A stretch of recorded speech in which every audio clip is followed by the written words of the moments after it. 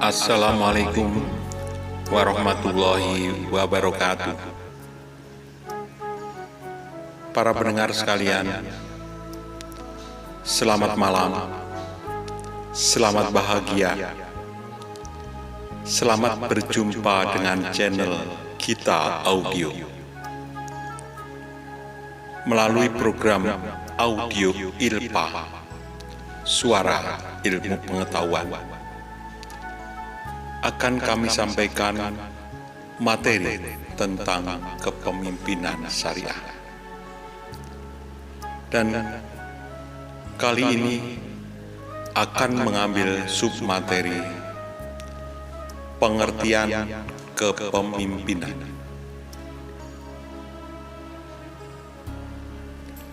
Secara umum,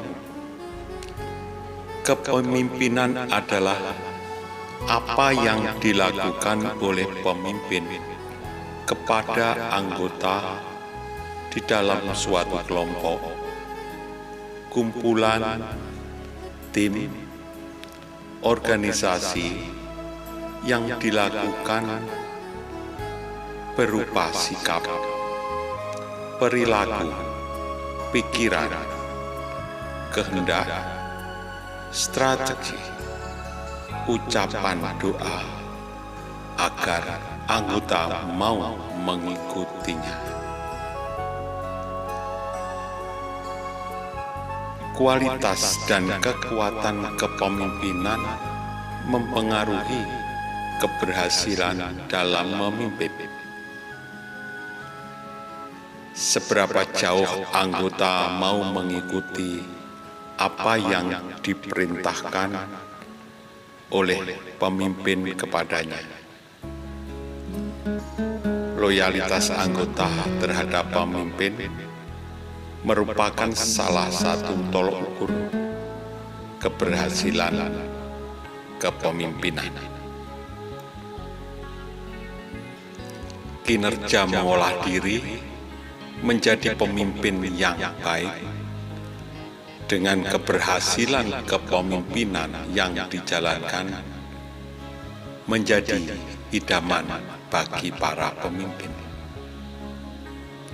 yang selalu ingin mengembangkan kepemimpinannya. Itulah kepemimpinan sejati.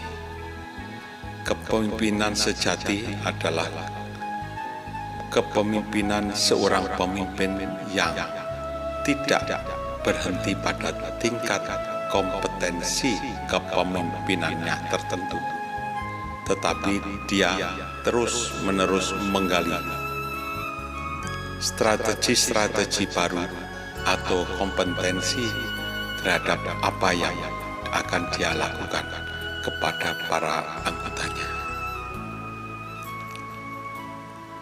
Tidak semata-mata ingin dipuji anggota, sukses mencapai tujuan organisasi,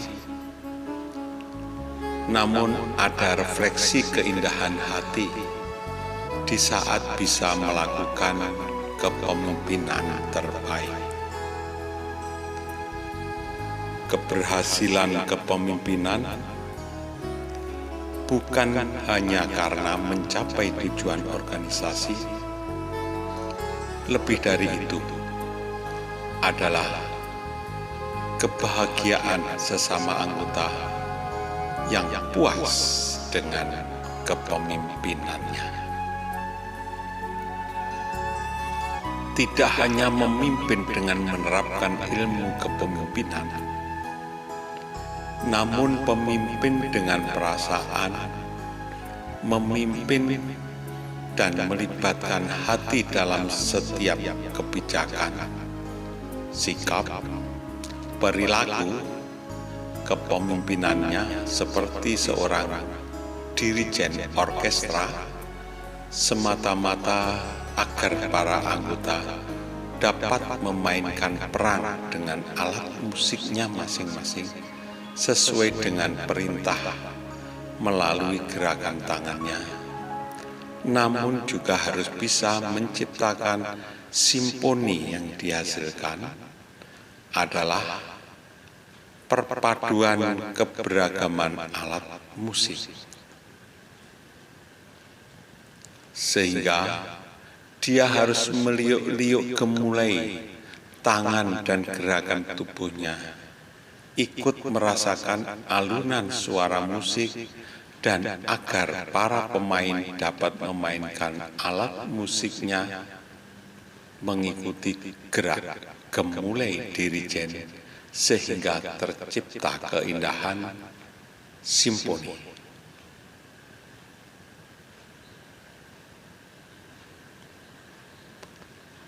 Banyak para ilmuwan memberikan definisi kepemimpinan dengan berbagai narasi dan pendapat.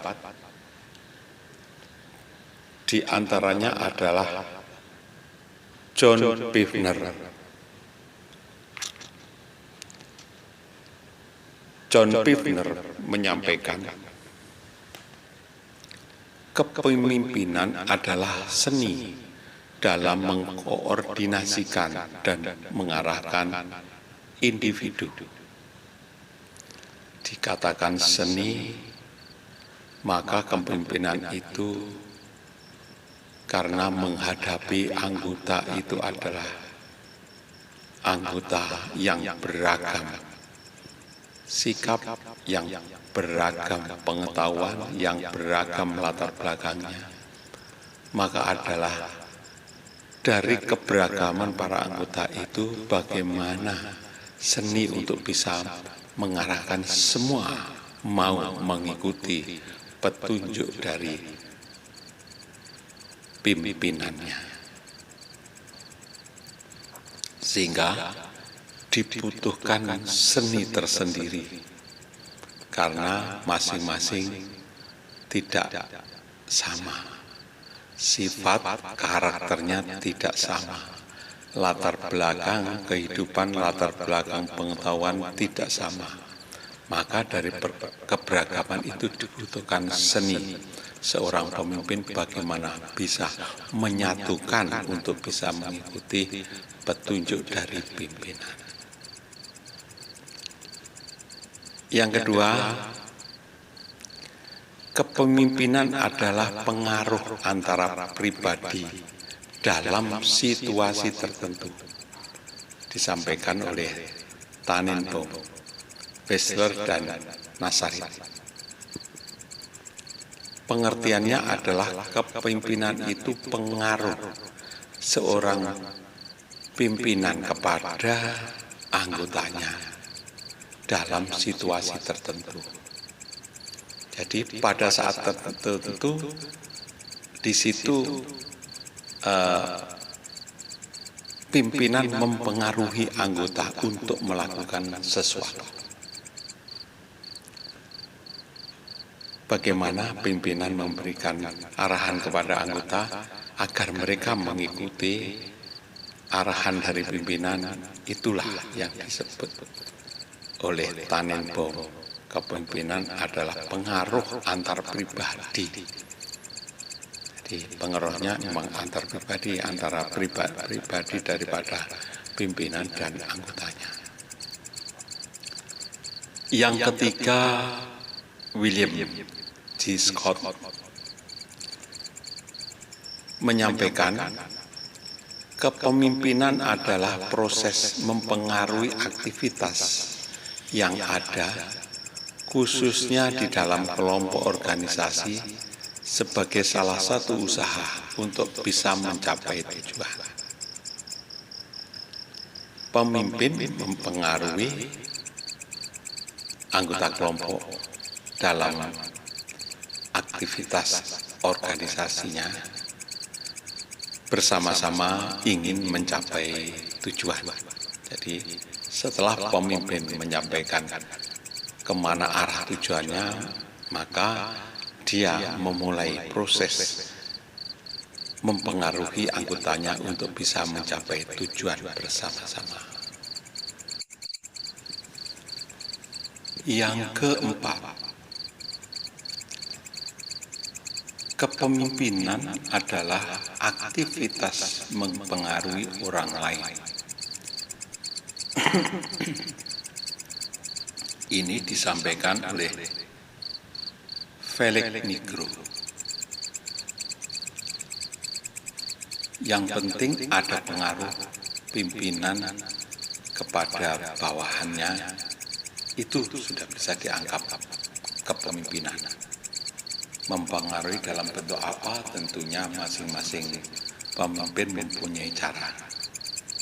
Jadi arus transformasi mempengaruhi ini dari pimpinan kepada anggota, itu sudah dikatakan itulah kepemimpinan. Selanjutnya yang kelima, kepemimpinan adalah kesanggupan atau kemampuan untuk mengatasi orang lain yang sedemikian rupa dengan konflik yang sekecil-kecilnya. Edward Lyman Munson. Kepemimpinan itu adalah kesanggupan untuk mengatasi. Jadi pemimpin ini tampil atas dasar berjanji baik dalam dirinya maupun kepada orang lain bahwa sanggup di atas akan mengatasi anggotanya. Nah, itulah kepemimpinan. Keenam, kepemimpinan adalah penggabungan perangai yang membuat seseorang mungkin dapat mendorong beberapa pihak untuk menyelesaikan pekerjaan. Disampaikan oleh Ordiweter. Uraiannya, kepemimpinan itu penggabungan perangai. Perangai itu adalah ruman muka. Jadi kalau memerintah dengan perubahan perangai, mungkin itu dimaksudkan lebih segera akan menyelesaikan pekerjaan yang ditugaskan oleh pemimpin. Jadi butuh perubahan perangai.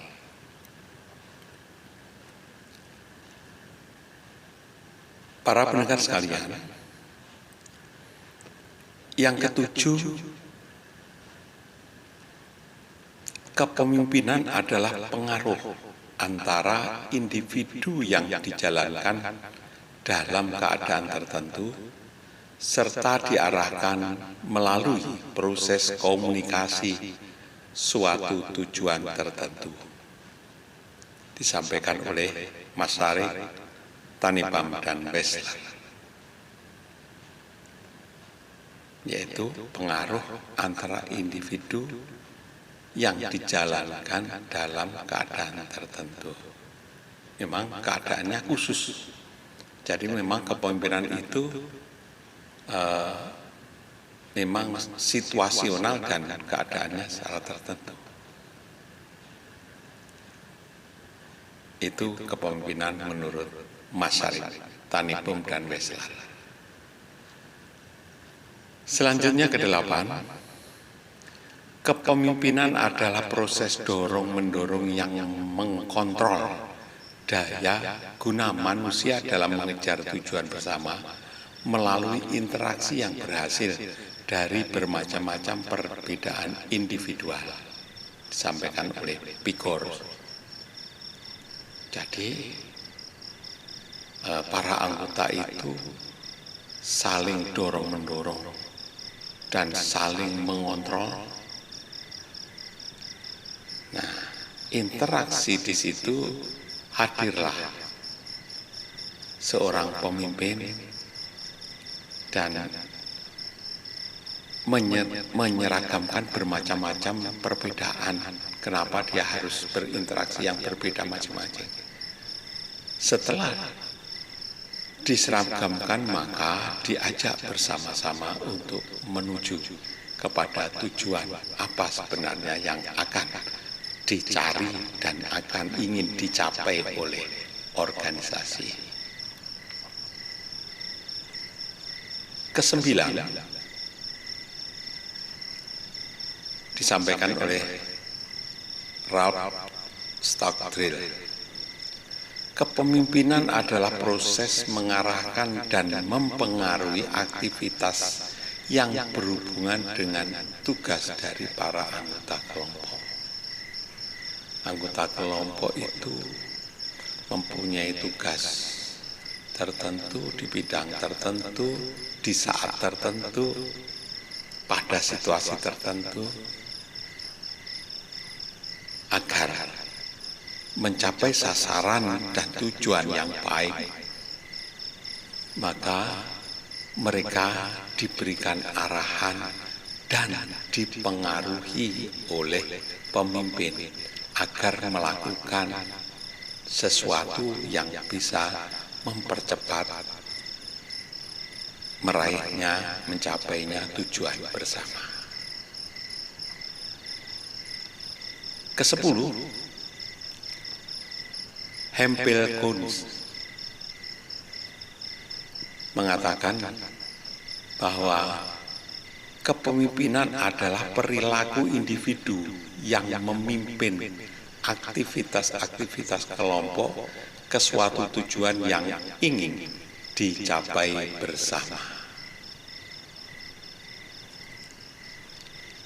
Kepemimpinan itu perilaku itu ya perilaku seorang pemimpin itu yang memimpin. Jadi perilaku individu itu bagaimana dia mengarahkan anggota kelompoknya kepada sesuatu yang ingin dicapai, itulah kepemimpinan.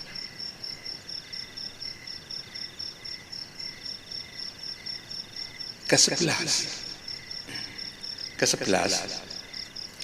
kepemimpinan adalah suatu keterampilan dan kemampuan seseorang yang telah menduduki jabatan menjadi pemimpin dalam sebuah pekerjaan, dalam mempengaruhi orang lain, terutama bawahannya, agar bertingkah laku dalam memberikan sumbangan dalam mencapai tujuan organisasi.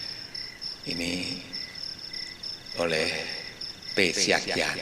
Ini lebih jelas lagi bahwa pemimpin yang sudah duduk menjabat menjadi seorang pemimpin dalam suatu organisasi, dia terampil, mempunyai keterampilan dan mempunyai kemampuan dan mempunyai pengetahuan untuk melaksanakan tugas mempengaruhi anggotanya agar bersama-sama menuju kepada tujuan organisasi. 12. Kepemimpinan adalah bentuk organisasi yang disengaja atau disadari oleh kemampuan pribadi yang mampu mendorong dan mengajak orang lain. Oleh Kamban Yowang.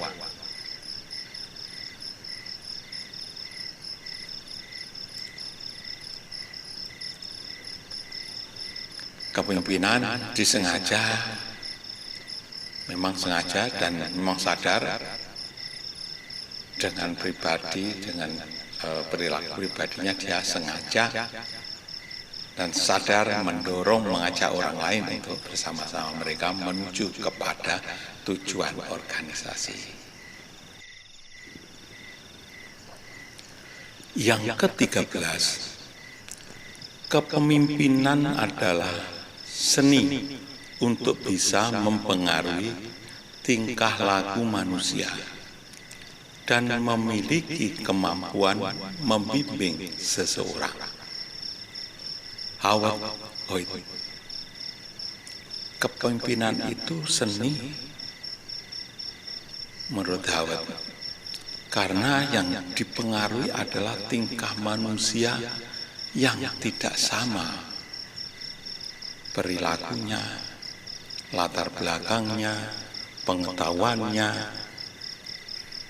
motivasi untuk bekerja, dan sebagainya. Maka perlu seni dari pemimpin untuk bisa mengarahkan dan membimbing anggotanya.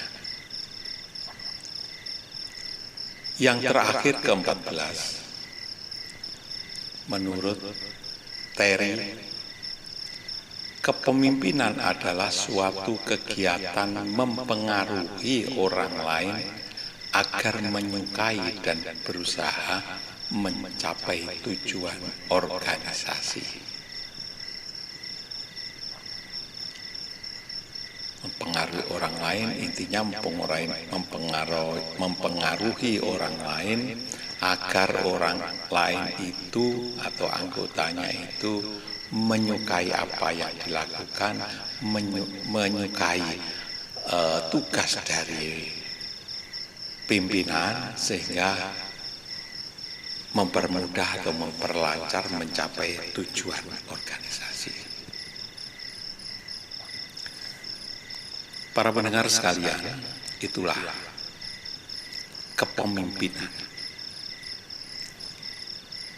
Dari uraian berbagai pakar kepemimpinan dan juga dari latar belakang yang telah kami sampaikan, intinya kepemimpinan itu adalah sesuatu yang dilakukan oleh para pemimpin agar para anggotanya mau mengikuti kehendak pemimpin. Caranya bermacam-macam, itu tergantung daripada potensi, tergantung daripada kompetensi, dan tergantung daripada jiwa seorang pemimpin. Dan juga banyak seni tadi yang disampaikan oleh beberapa pakar tadi. Makanya dibutuhkan juga seni untuk membawa semua anggota agar mencapai satu pikiran yang sama, yaitu menuju pada tercapainya tujuan organisasi. Pendengar sekalian, itulah yang bisa kami sampaikan malam ini.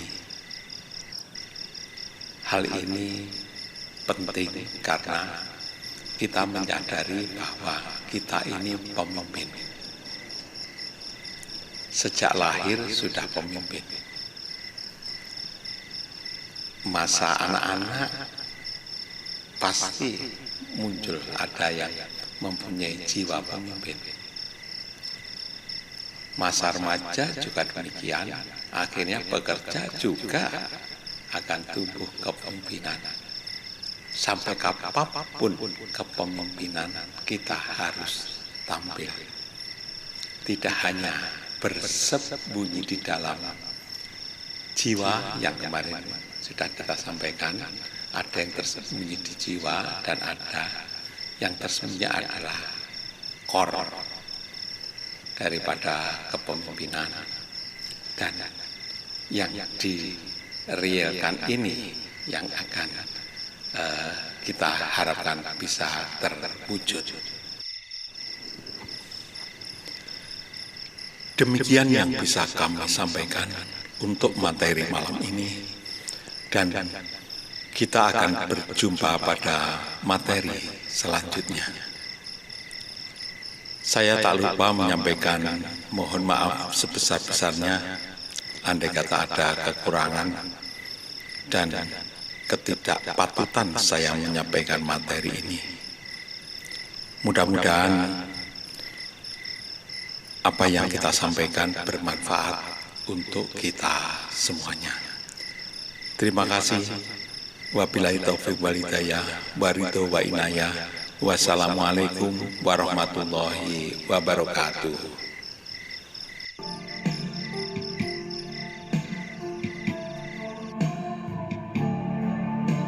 Angin yang berlalu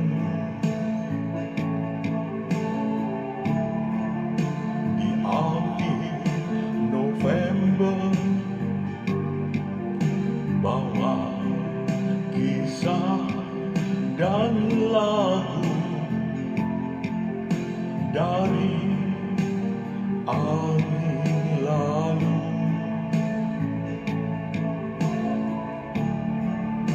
Angin yang berhembus di akhir November, bawa kisah dan lagu dari angin lalu.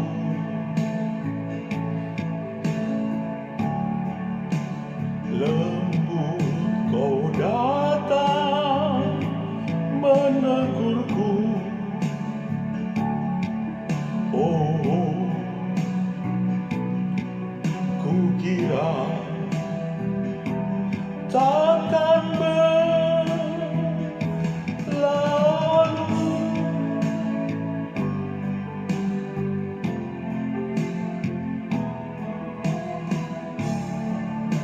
Angin yang berhembus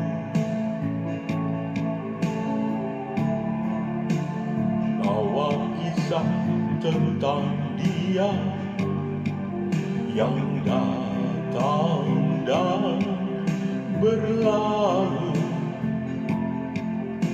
bagai angin lalu.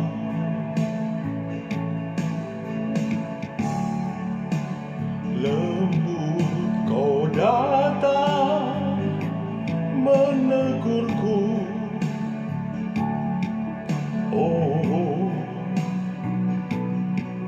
kau datang buat berlalu.